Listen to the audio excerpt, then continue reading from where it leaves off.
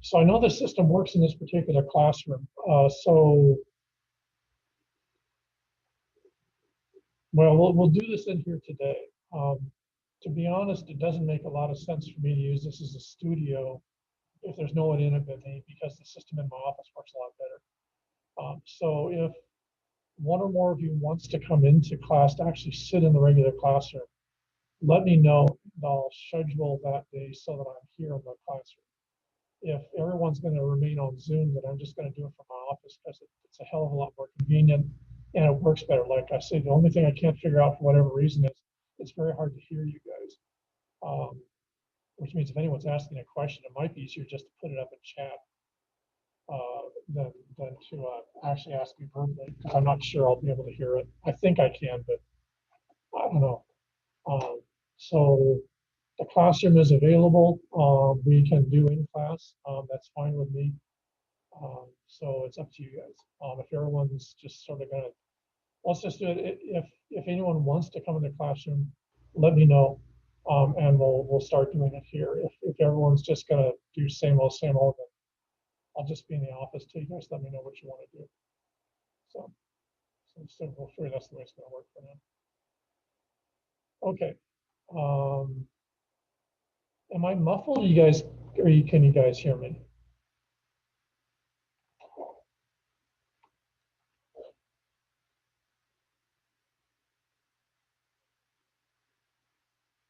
Okay, I'll assume that I guess you guys can hear me. Let's see. What I want to do is I want to finish off on the Big Island stuff first. Just this last thing that I sort of got about halfway through last time.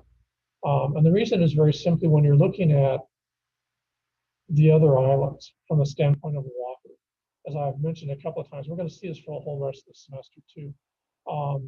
There's a very Oahu-centric way that this place is run. Now, this has good sides and bad sides. From the environmental standpoint, it probably has maybe more goods than bads, in that development and a lot of other issues tend to be very Oahu focused. You've got the vast majority of the population living on the island of Oahu. On the other hand, if something happens and it happens on another island, to be honest, there's not really a lot of motivation from a lot of the state agencies to really get on top of it right away. If it suddenly hits Oahu, then it immediately becomes a crisis.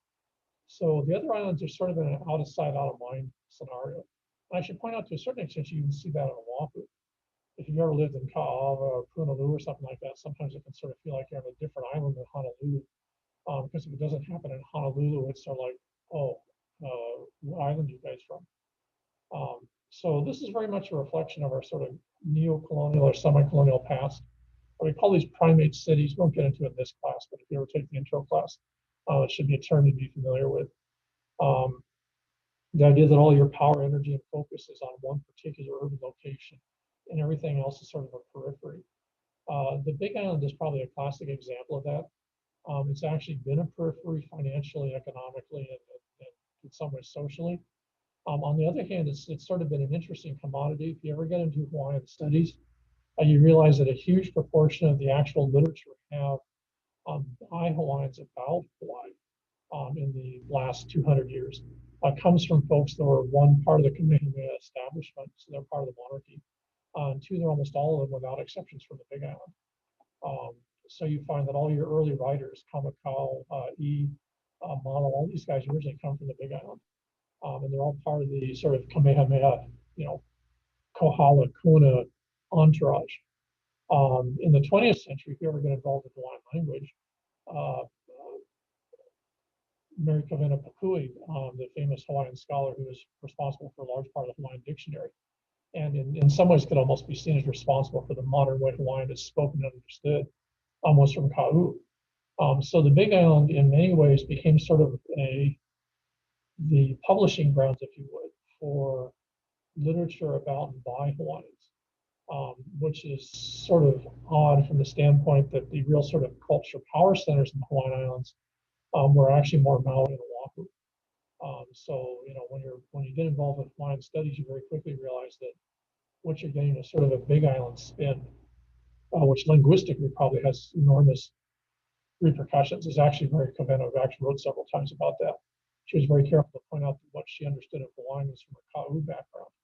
And Kau was not the center of the Hawaiian sort of cultural universe. So on one hand, the Big Island has been very important for sort of what you might call contemporary Hawaiian identity, in terms of sort of defining what that is and what is Hawaiian. On the other hand, in terms of economics and politics and stuff, it's very much been on the periphery or the margins. And the classic sort of final example of this would be this whole power project that I sort of mentioned last time. So let me switch from here to. Now, don't worry about the details of the project. That's unless you want to go into it for one of your critical thinking things. But it sort of works like this. In the 1960s and 70s, in fact, I don't know if I'll have to, when I get back in the office, I'm not going to fish it up here. I just found a master's thesis by a lady at the University of Montana that actually analyzes this project. I think I might have posted it on the site. I know I sent it to one or two people. But what she actually looks at is this whole sort of decision-making process that occurred. And what you had in the 50s and 60s for a bunch of really sort of complicated regions, and it has involved sort of real typical players here. One is Campbell Estate, the other one is Hawaiian Electric. The other is the idea that you acquire federal funds to do things, even though what you want to do with the money isn't particularly logical. But it's sort of like there's a pot of money, so if you want to ask for it, you're not going to get it, so you should ask for it even if you don't have any need for it. And so what happens is they get this view, and it sort of goes back to this weird sort of 19th and 20th century view of Pele. Again, not the traditional Hawaiian ancestor, God figure, but sort of the 20th, especially 20th century sort of tourism-driven idea of Pele, the volcano goddess. And one of the side effects of that is the whole Big Island sort of gets wrapped, especially from Oahu standpoint. This is scary because we're talking locals here. We're not talking folks in the mainland. We're talking folks that are born and raised here in Hawaii. Come to the conclusion that the whole Big Island is basically this giant ball of molten lava covered by a crust. And given the geotechnology that was occurring, especially in Japan at the time, which is the idea of geothermal energy, then not only should you be able to put in one geothermal well or one geothermal generator, but the whole Big Island is just basically this huge ball of heat waiting to be converted to electricity.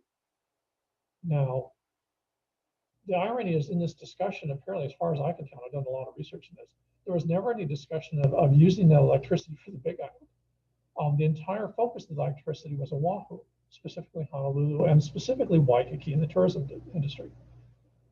Energy costs were going up in Hawaii. There was a fuel shortage in the 70s sometime. I can't remember exactly when, but it was a huge mess, and energy costs started to shoot up, and everyone was freaking out that electricity was going to be incredibly expensive. We still face some of the highest electrical costs in the United States here. And so there was sort of this idea that, well, you're paying these huge costs for electricity on Oahu. But here was this huge potential generating plant down here in the Big Island. So all it took was what was seen as a fairly non-polluting, fairly low-tech technology would be to drill holes in the ground. Again, we've gone over this before, and basically access that heat to then generate electricity, which will then be transmitted to Oahu via these absolutely enormous power lines. And if you have to go to the mainland to see these. These would be what you see if you go near one of the great dams, say Hoover Dam or Bonneville or something like that. You see these enormous, massive sets of power lines going across the countryside. And so what the visualization was is you basically would take this part of the Big Island and turn it into the world's largest geothermal generating facility. And at that point, you would then run power cables all the way across here under the channel, across East Maui, across West Maui, across the west part of Molokai, come ashore at Makapu, and then run to basically Waikiki. And this would solve Oahu's electrical generating issues. They got HECO involved because we had one of the most powerful senators at the time, Dan Inouye, was head of the Senate Appropriations Committee, which means he was in charge of the committee that appropriates money for everything. So he was able to get this huge chunk of money set aside to basically study and implement this idea of turning the Big Island basically into a giant power plant. There were a bunch of reasons why it was an incredibly bad idea. Not the least of which is they were able to, because he was behind it, they were able to get Congress to basically decide that no environmental impact statements had to be generated. So you didn't have to do any study to see what the environmental impacts would be, one, of putting the power in, and two, transmitting the power to Oahu. They were entirely able to avoid both state and federal laws just because they were able to, sort of slip it in. Caused a huge amount of controversy at the time. Was probably the equivalent of Mauna Kea, say a couple of years ago or last year, in terms of especially Hawaiian groups just going nuts on a bunch of different reasons. The environmental groups went absolutely crazy because the vast majority of this power structure was going to be generated in a natural area preserve in this part of Puna, which is famous for a number of very unique endemic plants, which they were sort of like, well, to hell with that. Because you didn't have to have an environmental impact statement done. It meant that no one could actually discuss. They didn't even have to spend any money discussing what the impacts would be. What plants are you going to destroy? How are you going to change this? How are you going to change, for example, the life of people in this part of the world? Ironically, the one thing that actually caught them, and they actually had a serious discussion about, was visual. The power lines were going to go across the Big Island, and to be honest, they didn't give a rat's ass when I went on the Big Island. The power lines were going to go across in front of Lahaina, and all the resorts, and also down here in Wailea. So all the resorts on Maui just got absolutely up in arms. And so the very tourism business that was driving a lot of this, which was the idea of electrical demand in Waikiki and Oahu for tourism, suddenly their counterparts on the island of Maui just went absolutely nuts, saying, you guys are going to ruin tourism in Maui. Who's going to want to stay in a hotel room, pay $600 a day, and see power lines right in front of the window? And so basically the whole thing started to get pretty acrimonious. And what finally sort of stopped it, and the scary thing is this project is actually still functional as of 2020, is that they couldn't figure out how to run the power cables that far underwater. The power cables would have to run, this is almost a mile and a half deep here. This is about a mile and a quarter or something deep. And the power cables they designed that would do this were basically, I think they were going to cost $150,000 a foot or something like that. It was absolutely insane. So the power cables were going to cost literally hundreds of millions of dollars to go through the channels. And so the whole thing just sort of stopped because the cost got completely out of hand. The geothermal project in Puna started to fail. It didn't generate near as much electricity as they thought. They had vastly overestimated how much power was going to be generated anyways. They had ignored the fact that it was an active volcanic zone. They were going to build it right along the rift zone. The whole thing was just, it was almost like a comedy of errors. And it's sort of interesting that you could do that because all the people making the decisions and all the leverage was happening here. And so their actual interest in the realities, one of the Big Island, and the realities of the project, and the realities of the power transmission almost got ignored. It was like, we don't want to hear the facts. This is what we want to do.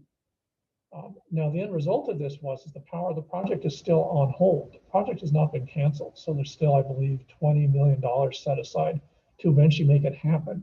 And the current argument is when we can figure a better technological way to transmit the power, then we're going to actually start this project back up again.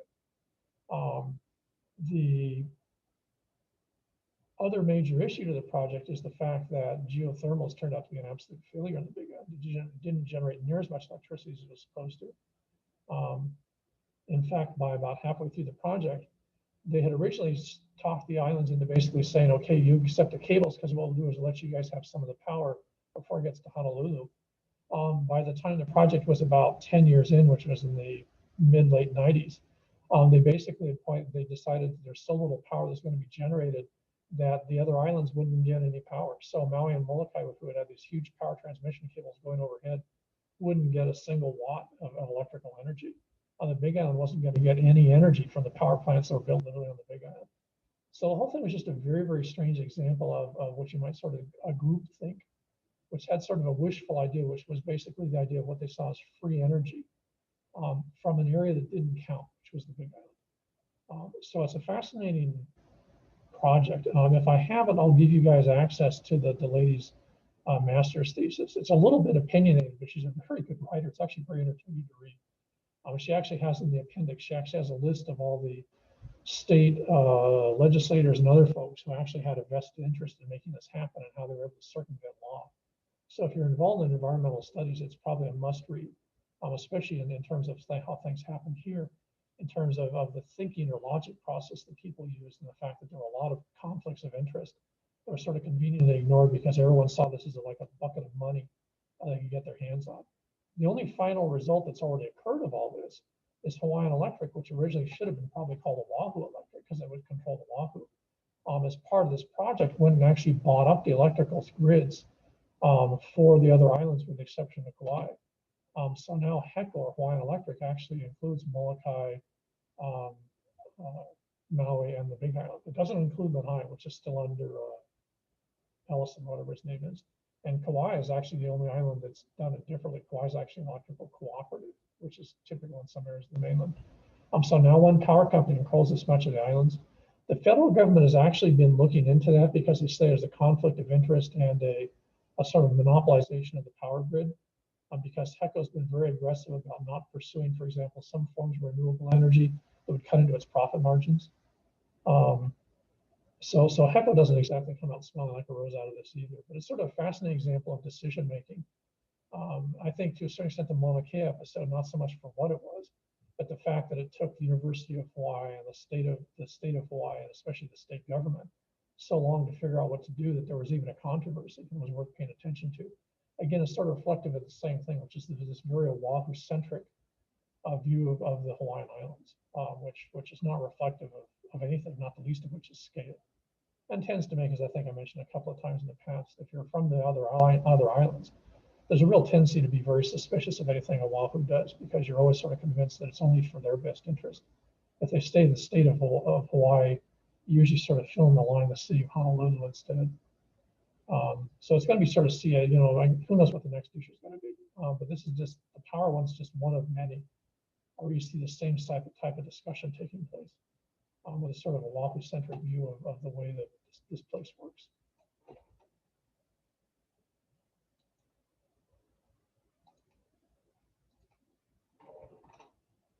Okay, so let's segue to the next chunk of real estate. And that's where we were just talking about a little bit. This is Maui. And more accurately, it's the island cluster that's Maui. I'm going to break this up into two parts. Maui and Kaho'olawe is sort of one package. Molokai and Lanai are different. They're older, and two, they're, in many ways, it's probably easier to look at them as a separate package rather than as part of the same thing. They're all one county, but that's just sort of a political convenience. It's not really a logical way to look at stuff. Let's go back here.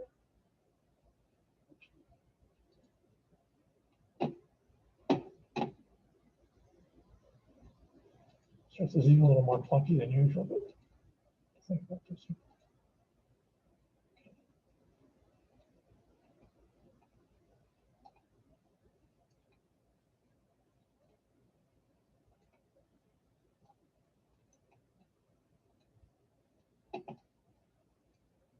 Okay, so when we're looking at Maui, and by that I mean Maui and to a certain extent also Molokai here, and then Kaho'olawe. What you're looking at is this classic two-lobe volcanic system. And again, it's always going from here down here. So this direction is always going to be older. This direction is going to be younger. So West Maui is one of the two volcanoes. And it's actually one of the more striking. Maui is sort of handiest from a geologic, or I should say, visibility or class standpoint, because it's really easy to see the two volcanoes. There's no confusion. The Big Island's a little bit, they overlap enough that it's hard to sort of visualize them. West Maui is pretty easy to see that what you're looking at is a massive eroded volcano. The central caldera is about here, and it's basically, you can actually visualize the whole mountain that still actually kept a fair amount of its form except on this side. And so you can actually visualize that what's left of a mountain that was basically originally the size of Mauna Kea, if not larger. And it's eroded to the extent that you actually, if you go up Olavala, which I've gone up a couple of times, you can go to Olavala all the way into the middle of the West Maui Mountains. And you used to be able to actually come out in the Iao. So you used to be able to walk from Wailuku to Lahaina, basically, by cutting through the mountain. Very difficult to do, though actually you could probably do it this week because of the lack of rainfall recently. So what you've got is basically this massive shield volcano that's eroded and lost 16,000 feet, 15,000 feet of that part of the volcano is just washed into the ocean and eroded away. So all you got left is sort of the internal skeleton of this massive volcanic system. So this volcano builds. It starts to pour material down here. Somewhat later, the second of the two volcanoes builds, and that's Haleakala. And you have to remember, originally these two volcanoes are pretty much the same size. So it gives you some idea of how much the other ones eroded. when you look at the size variation between East Maui and West Maui. And what happens is the material, the erosion material and secondary lava flows fill up the area in between, which, for lack of a better term, you can sort of call a saddle, which is this low flat area in between. This whole area here actually never really breaches the surface of the ocean in terms of rock material. What happens is massive coral reefs build up in here. And if you go down to this section of Maui, this is all basically a coral and flat overlying basalt underneath. So this was basically reefs in this whole section here. This is why it's so low and flat, and that you've got two mountains, one on either side. So Halakala is a much later development than West Maui. West Maui was already starting to massively erode by the time Halakala did its final building stage. And Halakala is probably one of the more interesting of these because of all the Hawaiian volcanoes. It's probably the easiest one to sort of visualize some aspects of it, but other aspects of Halakala are sort of a trick until you're familiar with it. I'm going to turn out the room to class up here because I can't see anything from the screen.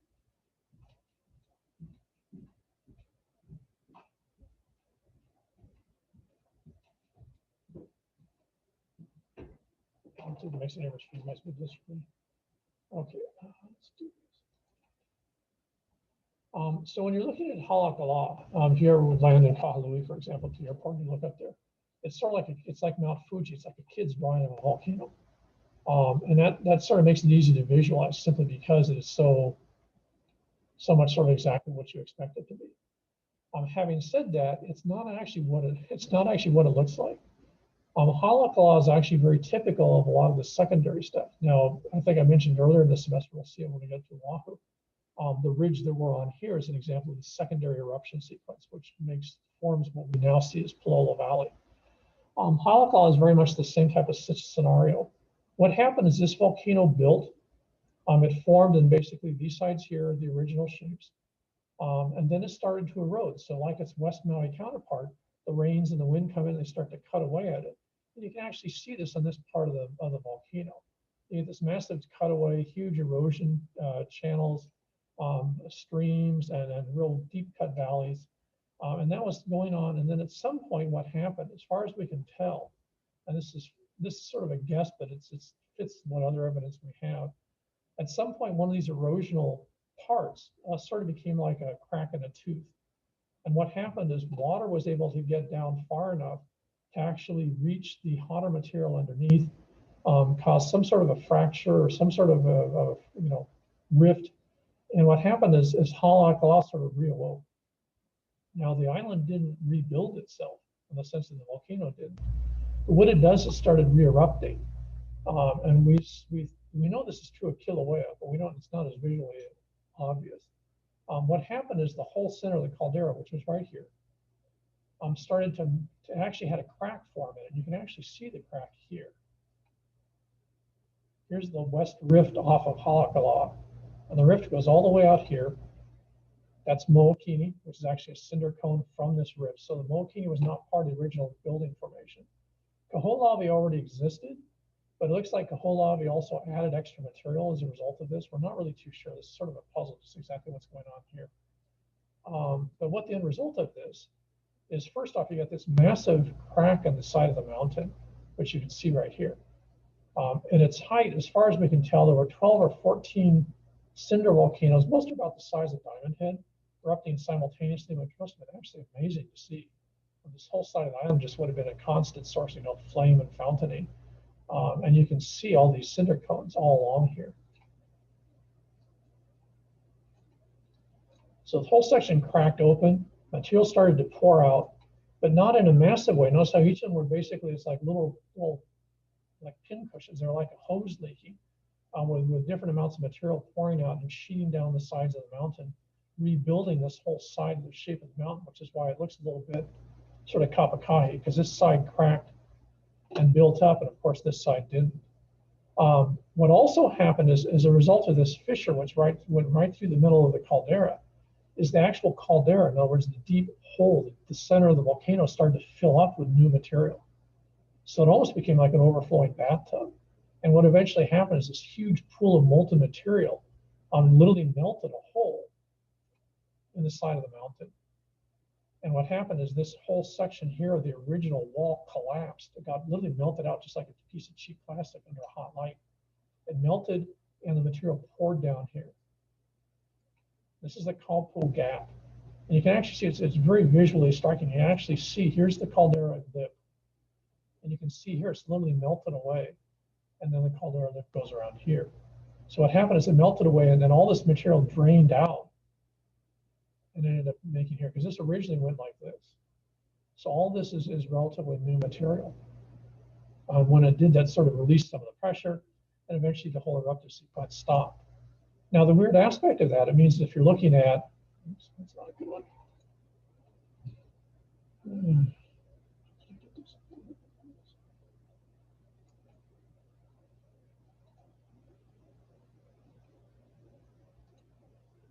Okay, here we go.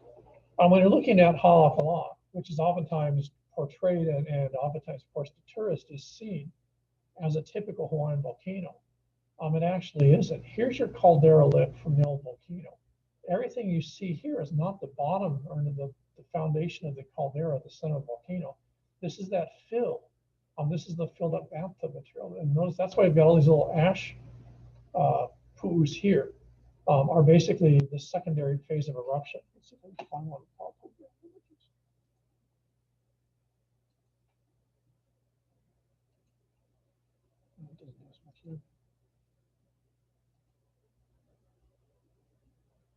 So all you see here actually isn't part of the original island formation. It's not part of Haleakala. It's part of the secondary series of eruptions, which is why we've got all these little fantastic ash deposits scattered all over the place.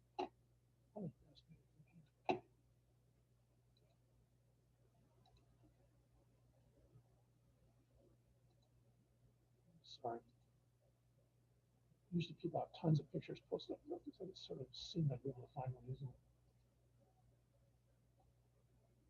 Anyways, so if you go around here, let's see, this is okay. If you go over here, then all of a sudden what you'd find is this edge of the lip disappears. And it's all cut away just like someone bit it out or it melted out. And that's where all this material poured out. The leftover material continued to erupt, and that formed what's now the inside of the caldera. So when people are looking at Haleakala crater, they're actually not looking at the real crater. They're looking at the filled in crater that's a reflection of this eruptive sequence. You can sort of see that's why you've got these slopes here. If you notice, you've got this very dissected, eroded landscape here. And then all of a sudden, you've got this much smoother landscape here. It's the secondary sequence. The same is the case here. My area of research is over here in this part of Maui. You can see here you've got eroded. Here it's a lot smoother. And what happened is when this cracked, it also set up a series of secondary cracks. So cracks formed here, cracks formed over here at Pu'umahoe. So you end up with this whole section of Maui is just covered in basically these smaller cinder cones that go all the way down. Now, the interesting thing is this crack has not resolved itself. This crack is still active. The crack is still a gap, a relatively weak spot. So for example, back in somewhere between 1778 and 1790, there was a fairly significant flow here, eruption that started here and filled this whole section of Maui up. So this whole lava flow here is only 100, 220 something years old. When La Perouse came by, there was actually two villages here and there was a nice bay. Now there's no bay, it got all filled in. This lava flow dates from 1720. There's actually a bunch of oral traditions about people getting caught in this lava flow, which actually started up here. So this vent system is still actually active. Technically, Haleakala is not a dormant volcano. Technically, Haleakala is an active volcano because it still has lava flows being generated. It's still swelling. The islands, this part of the island is expanding. So there is activity in the magma underneath, which would then probably be a whole new series of eruptions off of this fracture zone here, which has been traditionally how it's been doing it for the last 20, 30,000 years. So it's sort of interesting when you look at here, you have sort of the stereotype of a Hawaiian volcano. And I can never remember how many people want to visit to look out here and, for some reason wants the sunrise off of Haleakala, which, like whatever. But when they look down at this, they think they're actually looking at a volcanic core. And what they're actually looking at is a filled in one. So oftentimes the sort of the stereotypes we have of volcanoes tends to be pretty inaccurate when they're much more complex phenomena. And Holocaust is probably the classic example of that. Now, one of the side effects of this is that means that this side of Maui, and this side of Maui up here, because they've got stable, high volcanic areas, have captured rainfall for hundreds of thousands of years, millions of years for West Maui. And so what you've got is a very well-developed eroded system here. And you can see how this is cut away. Originally, the shape was out like this. All this has been eroded away by wind and water. So what you've got are these valley formations here, which lead you over towards Hana, which is one reason why you've got a significant amount of wet field systems, very complex agricultural systems, a lot of fairly consistent running water. And this gives Maui a tremendous advantage over the Big Island in the sense that by virtue of being older and having a more developed windward side, that you can actually support a much larger human population in terms of traditional agriculture. So Maui's population, until the Big Island invented the idea of the dry field systems over here, until they figured out how to use this area effectively, Maui was by far the largest of the Hawaiian Islands in terms of population. That's why it was in the oral traditions and in Hawaiian history till about 1600. Maui's always the big player, with Oahu sort of a second. And that sort of makes sense when you look at these guys. So Maui was not number two. Maui only turned number two in probably the mid 1600s when the Big Island suddenly increased in population. Prior to that, Maui had been the center of the Hawaiian sort of power structure. And so what you find is a large part of the oral traditions, the high chiefs, the guys that control them, like Umiali Loa, all originally are from Maui. So Maui was not number two for much of Hawaiian history till maybe a couple of 150 years before European contact. Maui was the center of the Hawaiian sort of political geographical landscape. And that was due to the fact that the way this landscape works out, you look at this huge amount of green area here and an equally large amount of green area over this way. So it gives you an enormous amount of productive land for agricultural use. Now, one of the side effects, of course, is from a Maui standpoint, when the Big Island invents dry field farming, there's not really much evidence that Maui ever followed that. People lived over here. We know that we have a population of about 5,000 probably living in this section here, and then Kana'auahi in East Maui. But they never bothered with the large, very complex field systems. And as far as we can tell, the main reason is you had such an efficient, effective wet field agricultural system here that the folks that ran the island, your high chiefs, didn't see any reason to invest a huge amount of human resources in building up the western part of the island here, which they could have done. You could use your dry field systems here on this part of Maui just as effectively as the Big Island, but they didn't bother. And you don't see any evidence of dry field systems here around Olavala, for example. The same is true of Oahu. They could have used the same technology, but for whatever set of reasons, they just didn't bother. So these islands don't follow the Big Island's lead in terms of innovation, in terms of agriculture in, say, the 1700s. Probably because they're already comfortable with what they knew how to do. And they're already really good at it. So they just sort of went, like whatever's. So the geology of Maui is sort of interesting. It's much older than the Big Island. And essentially in many ways could be seen as obviously geologically it's now more stable. Having said that, Halakala'a is still very much an iffy proposition. It's still an active and pretty dramatic landscape. I mean, if you go to this part of Maui,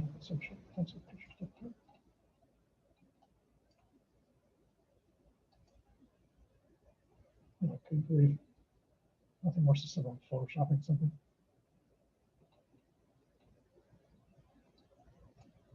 You can see that basically we're looking at a pretty seriously recent landscape in terms of geologic forces. And here you can see where the flow originally started. This is a Alaparus. So here's the rift. In fact, you can see the rift zone going all the way up here. All these little bumps are the part of the crack leading up to the side of the caldera of Halakala'a. Here's the 1790. Okay, they're saying 1792 lava flow, and they just poured down here. We know from the oral traditions, because we have at least 5 different accounts, that this flow moved at somewhere between 40 and 60 miles an hour, because there was a village located somewhere right around here, and find about half the population didn't get out. They're still buried under here. Some people got out, but a lot of people didn't. And there's a whole set of stories related to chasing away Pele's black and white dog out of a cave and in terms of how this or why this happened. But there's no disagreement about the fact that this was a very, very recent occurrence. And so when you think of the Big Island as being the active volcanic thing, that's not really quite accurate. Halak law is a lot more complicated than it looks. And this sort of is a good marker of that. Because if you think about this, actually occurs after most of your volcanic eruptions on the Kailua Kona side of the Big Island, which are in the 1750s. So this is a very recent example of the fact that Hawaiian volcanoes don't erupt on a weekly basis, but they are still much more active than sometimes I think people sort of give them credit for being. And that's, you think about that's a pretty impressive chunk of real estate for a fairly small eruption. So when you're looking at Maui from a geologic standpoint, it's actually fairly straightforward visually to look at. You can figure out the parts. But there's with most of these situations, there's actually a lot more complexity than probably initially looks like.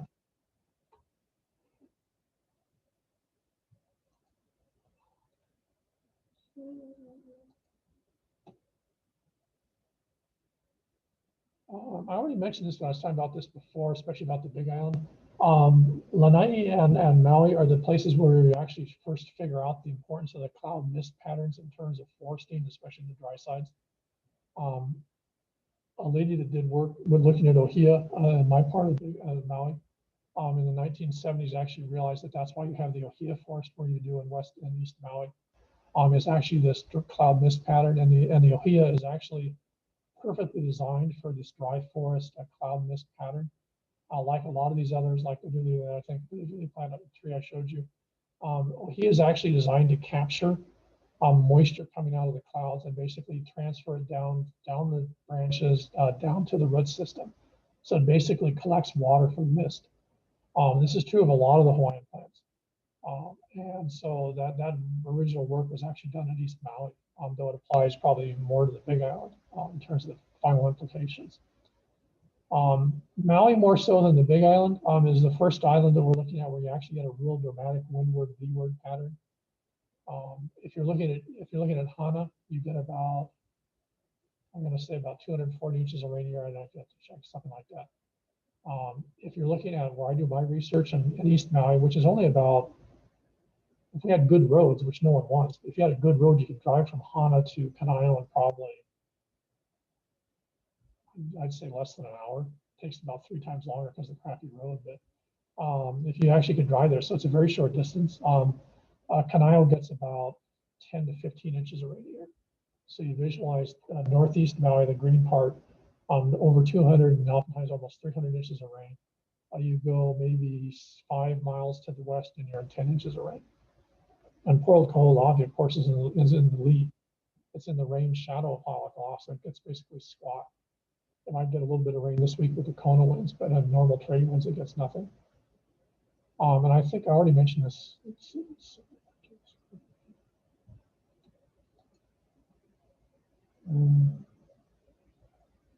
Yeah, we'll get back when we get to Lahaina. We'll get back to the Lahaina roads. So when you're looking at Maui, as I was mentioning just a few minutes ago, you're looking at an island where it's the first of the islands where wet field systems, which you guys would think of as lo'i, actually becomes a real important commodity. Also by virtue of West Maui's landform, it's the shape of West Maui, its relationship with winds and such.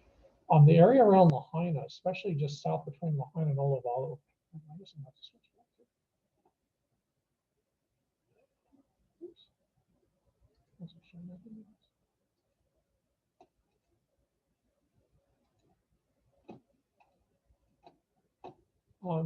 Due to a set of sort of, it has to do with the way the gorges are aimed, the way that the wind and the waves come through, basically from here down to here.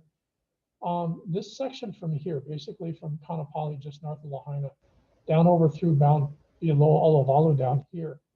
This section of West Maui is one of the few spots in the Hawaiian Islands where you actually end up with a climate that's actually sufficiently warm enough to grow breadfruit. This part of Maui was famous in the Hawaiian Islands as being the one spot where breadfruit was actually a major agricultural crop. And the rest of the Hawaiian Islands, you can grow breadfruit occasionally. You can see it growing in Kaneohe today, but it doesn't grow very well, and it's generally, a lot of it's actually not edible. This part of West Maui was actually one of the few spots where it was the major food crop, because you have a very peculiar set of conditions that actually allows it to grow. The rest of the Hawaiian Islands are basically just a little bit too cold for breadfruit. This section is just right. So this is the only spot in the Hawaiian Islands you actually see what we call arboriculture, in the sense of tree-based agriculture.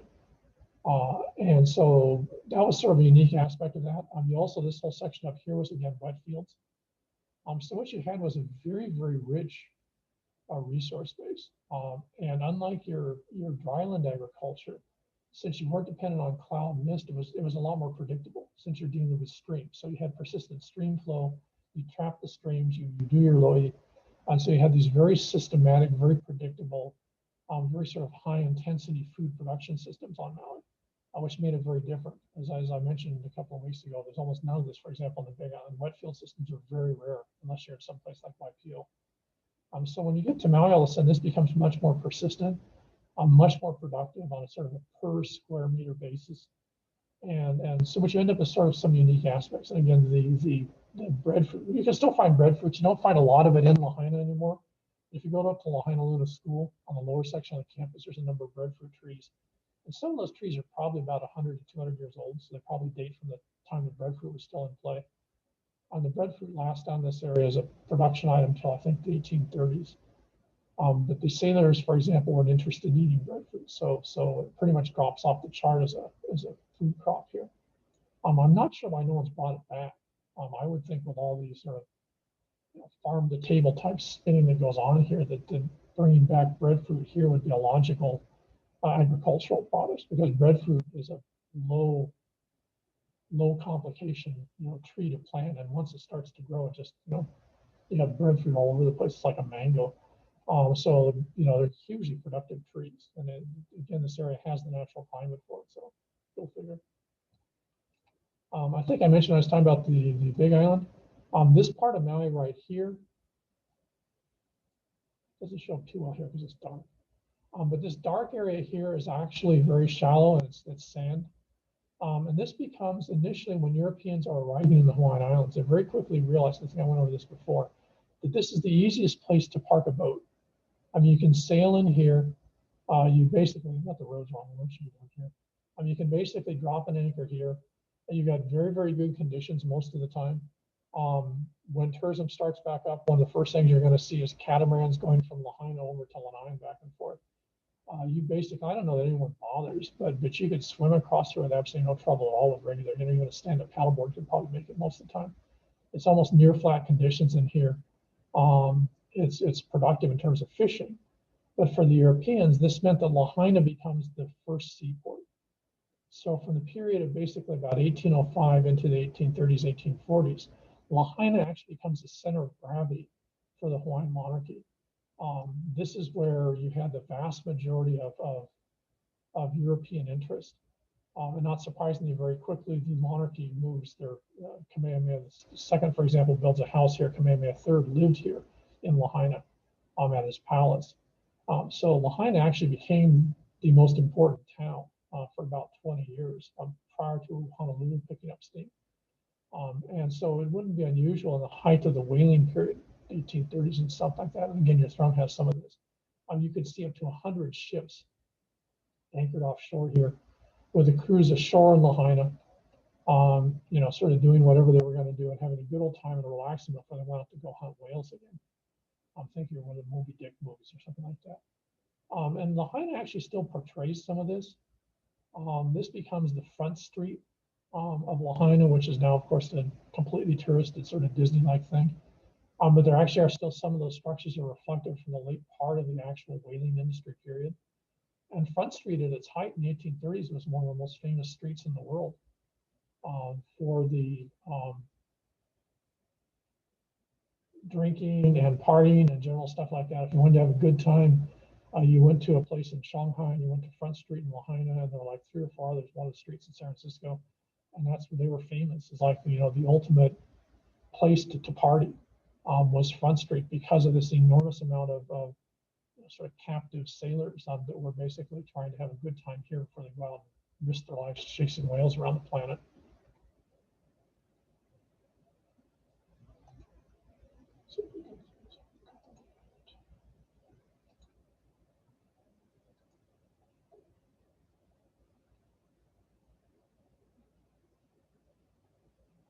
Sorry, it's just harder for me to read this because of the distance from the screen here. Okay, let's actually cover it. Okay, I guess, yeah, the last, I don't know if we know what this is. Occasionally, this class crosses over the Hawaii class, and I get all confused in terms of which one I actually mentioned stuff in. I'll go over it just really quickly. In the 1700s, when the Big Island starts to gain power, the population rapidly increases. The Big Island chiefs get a real sort of attitude that we should take over. Their main focus of energy was always going to be Maui, because Maui had been the important town. So if you're going to be anybody, Maui was the guy you were going to pick on. Maui was the place you were going to control, because Maui was still seen as sort of the cultural power center of the Hawaiian Islands. The Big Island chiefs were seen as a bunch of, sort of rural types. So if you want to go play the big game in the big town, Maui was it. Maui was sort of like a stereotype of saying New York. And if you're going to be successful, you got to do it in New York. So the Big Island chiefs very quickly decide that taking Maui was absolutely central to their being able to prove that they were, the big players around.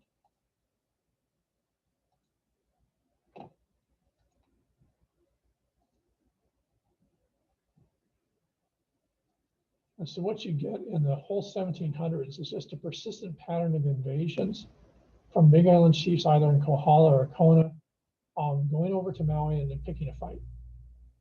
In one case, the Maui chiefs actually counter-invade to stop them, but in all the other cases, it's the Big Island going after Maui. It's not Maui looking for a hard time. Maui's end up is where the fights happen. Most of the time, the Big Island chiefs lose, but there were several rather striking aspects of this, which gives an idea of the change that was occurring in Hawaiian society, especially in the 1700s. The Big Island chiefs decide that the most powerful and successful part of Maui was Hana. So what they do is they actually invade this part of Maui, and they actually lay siege. They actually, almost like Troy, they actually go in and leave a large number of warriors over here with the idea of taking Hana, and spend an enormous amount of time and effort. Enormous casualties take place on both sides, and eventually they prevail and they take over this part of Maui, and this becomes part of the, run by the Big Island chiefs. They also invade central Maui and get their butts handed to them. Kahekili just clobbers them, and they lose a large chunk of their army here. But it gives an idea of the enormous change that was occurring in Hawaiian society, not so much in the general society, but in the way the chiefs saw the world. That when the Big Island chief loses the battle here, I think I mentioned this before, rather than sailing home, which traditionally is what you do, you go back home, heal your wounds, and get everyone reorganized and come back for round two. What he decides to do is he decides, well, he's going to teach these guys a lesson. So he sails to Lanai, he wipes out everyone on the island, destroys all the crops, destroys all the animals they can capture, all the pigs, everything. They just literally destroy that and just leave it entirely trashed. They then sail to this part of Molokai, destroy this whole chunk of Molokai. Again, do exactly the same thing, absolutely ruin parts of it. They sail to this part of Maui, do the same thing here. They actually destroy, kill all the breadfruit trees they can find, and absolutely make this place uninhabitable. They try to turn it into a desert. At that point, then they sail back to the Big Island. This was the first time this had ever happened in the Hawaiian period. Now remember, this is before the Europeans show up. This is Hawaiian chiefs doing it to other Hawaiians. And this gives you an idea of the way that the idea of chiefdoms, especially the Big Island's view of what a chief was and what a chief could do, had radically turned into something that looks a lot like what the Europeans were up to, which is if I can't have it, then no one can have it. Versus in the past, where you go and you take over a part and you'd sort of, well, I run you guys, and so you guys got to salute me or something like that. But it's mainly for bragging rights. In the 1700s, the Big Island chiefs changed the idea of what warfare is, and the Big Island chiefs changed the idea of what the cost is going to be. The loss of life for the Mapainana must have been tremendous. I mean, Lanai never gets repopulated. This happens in the 1770s or 1782 or something like that. 100 years later, there's only about 70 people leaving it on the line. There must have been a couple of hundred prior to that, if not a couple of thousand. So this island never recovers from that attack. This part of Molokai doesn't completely recover either. The breadfruit trees never get replanted in the area north of Lahaina. So parts of the Hawaiian Islands were still 100 years later looking at the damage that had occurred when a Big Island chief got pissed off because he lost a battle and just destroys whole chunks of the Hawaiian Islands. A very, very different view of what the Auli'i were about and how the Auli'i saw their place in the world and how that had changed in the 1700s. But it also gives you an idea of the centrality of everything, that Maui was where you had to win. And if you lost on Maui, then you basically weren't in the first league. You weren't in the Premier League, you were in some sort of second league. So you have to then up your game when you come back. And eventually they do, this is what Kamehameha does. Eventually he comes back as the Big Island chief replacing his dad, and he beats the guys on Maui and takes over Maui. And that effectively, and with that one stroke, he then becomes the huge power player in the Hawaiian Islands. And at that point, taking over Oahu is very much a second stage. Oahu was never a player compared to Maui. The huge center of gravity politically was always here. It was sort of interesting because if you think about it from the 1850s on, once Lahaina gets supplanted by Honolulu as the center of economic activity, from basically 1860 on till certainly in 2020, the whole center of power now is here. And Maui sort of disappeared off the chart. So it's sort of interesting when you look at the way that the power shifted from island to island. But for most of the Hawaiian period, prior to mid-19th century, Maui was pretty much the center of what was going on. And if you wanted to be somebody, you did that on Maui. And it's not surprising, you still see a fair amount of the high chiefs that if you go to the big royal cemetery in Lahaina, there's still a lot of the high chiefs that you hear when you read all the stories. They're still buried up here. So in the royal palace up there, they're now starting to do some excavations to it. It was actually stuck underneath a baseball diamond. So they're now sort of trying to recover some of that. So Maui becomes sort of the central indicator of political change in the power structure. So when the Kamehameha dynasty takes over Maui, so when the Kamehameha start to make the Hawaiian monarchy, they're always on one hand, they're very suspicious of Maui because you still have a large number of chiefly families in this area that don't take kindly to what they see as upstarts from the Big Island telling them what to do. So there's a number of small-scale revolts on Maui in the 17 and 1800s after Kamehameha takes power. And the Kamehameha dynasty, right into the 1850s, into the time of Kamehameha IV, was never really too sure that Maui was going to remain part of the monarchy. Maui chiefs were going to try to separate and form their own state again. So it's important to remember the monarchy was never a really stable thing. And one of the side effects of that is if you're the Big Island chiefs and your power base originally was here, but by the, say, 1850, your power base is here in Honolulu, is you're going to pretty much limit the amount of resources or interest or time you spend on Maui because you're pretty convinced that Maui might go and turn on you. So you don't want to invest a lot of money in infrastructure or anything else on Maui because that might actually help your enemies further down the road. So the monarchy, in a rather calculated way, in the 19th century, sort of as a hands-off on Maui, because they're never really too sure if Maui really buys into the idea of the monarchy in the sense of a Big Island-driven political center here. And you can sort of see this because, like the Big Island, then Maui's pretty much allowed to do its own thing in a lot of the 19th century, with very little input from the monarchy government and the Kamehameha family. And that's largely because they just didn't really trust the place. They still had a lot of bad memories of losing a lot of battles there. And they were never really too sure if these guys were really on their side or not. And to be honest, I think they were probably right. I think they put a lot of money in, I think Maui would have split. So politically, it's important to remember the monarchy was never a stable, nice, neat, tidy package. And then your government here tended to be pretty paranoid. And what they were the most paranoid of was Maui. So Maui sort of was an interesting, I don't know what you want to call it, counterpoint, I don't know, to the sort of power base that made up the monarchy. Okay, enough about that.